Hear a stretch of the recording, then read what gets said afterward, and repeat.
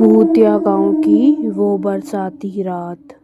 कहते हैं कुछ रास्ते ऐसे होते हैं जिन पर दिन में भी सन्नाटा डर पैदा कर देता है। अगर वही रास्ता रात में बारिश में पार करना पड़े तो इंसान नहीं, उसकी सांसें कांपने लगती है। आज की कहानी है एक गांव की जहां लोग दिन ढलते ही दरवाजे बंद कर लेते। उस गांव का नाम था कालापुर। रमेश और उसकी पत्नी सीता शहर से काम करके अपने गांव लौट रही थी। उनके साथ उनका छोटा बेटा मुन्ना भी था।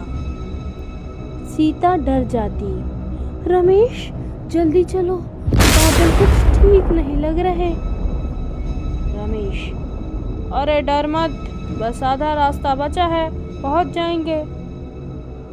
बारिश ऐसी शुरू हुई जैसे आसमान फट गया हो।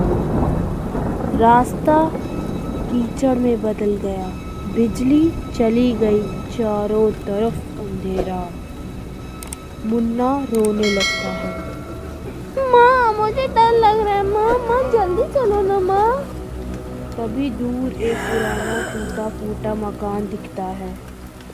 वो मकान कई सालों से बंद पड़ा था।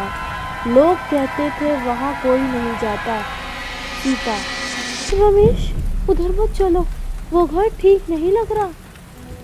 रमेश, बारिश में यहीं रुकना पड़ेगा, सुबह होते ही निकल जाएंगे। दरवाजे अपने आप चर करके खुल जाते हैं।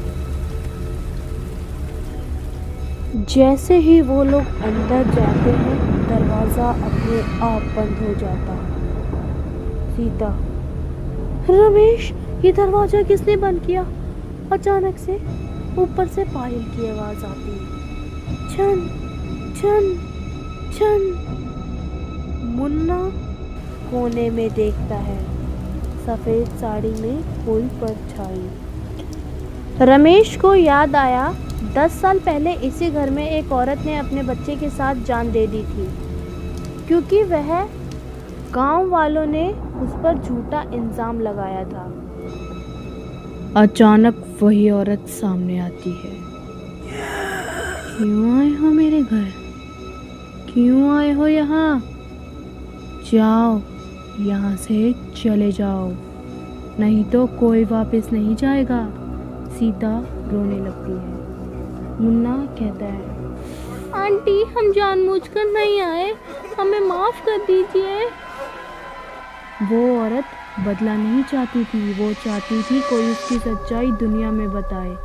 रमेश वादा करता है कि वो गांव वालों को सच बताएगा। सुबह होते ही बारिश रुक जाती, जैसे वहाँ कभी कुछ हुआ ही नहीं। सुबह होते ही रमेश ने पूरे गांव को इकट्ठा किया और हवेली में हुई हर बात सच सच बता दी। गांव वाले लोग पहले रमेश पर हंसने लगते हैं।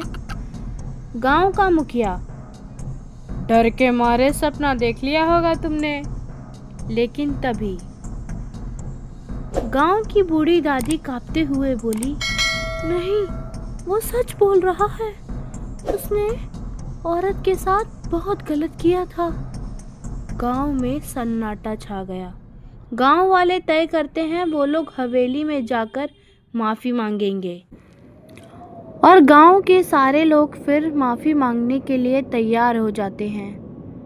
धीरे धीरे रात होने लगती है और वह हवेली की ओर चलने लगते हैं। हवेली में फिर से दरवाज़ा अपने आप खुलता है। इस बार अंदर दरवाज़ों पर खून से लिखा होता है, अब याद आई सच्चाई। गांव वाले डर के मारे कांपने लगते। अचानक वही औरत सामने आती, लेकिन इस बार चेहरे पर गुस्सा भरा हुआ था। औरत ने बताया, उसे झूठे इल्जाम में सिर्फ गांव वालों ने नहीं बल्कि गांव के मुखिया ने फंसाया था, ताकि उसकी ज़मीन हड़प सके। सबकी नज़र मुखिया पर जाती।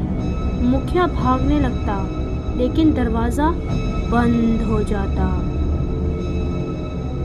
जब तक सच को सजा नहीं मिलेगी, ये गांव चैन से नहीं रहेगा।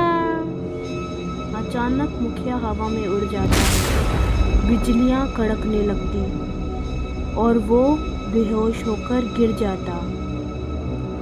सुबह जब सब उठते हैं, मुखिया गायब होता है और उसकी जगह जमीन पर सिर्फ एक ही पुरानी पायल पड़ी होती है। छन छन छन। उस दिन के बाद गांव में कभी झूठा इल्जाम नहीं लगा, लेकिन हर बरसात में हवेली के पास एक परछाई दिखाई देती। अब वह दो सायों में चलते हैं, एक औरत का और एक आदमी का। अगर आप मेरे चैनल पर नए हैं तो चैनल को सब्सक्राइब कीजिए, लाइक कीजिए, शेयर कीजिए, नीचे का बेल आइकन को जरूर दबाएं ताकि आपके पास मेरी वीडियो जल्द से जल्द आए। Thanks for watching. Bye bye.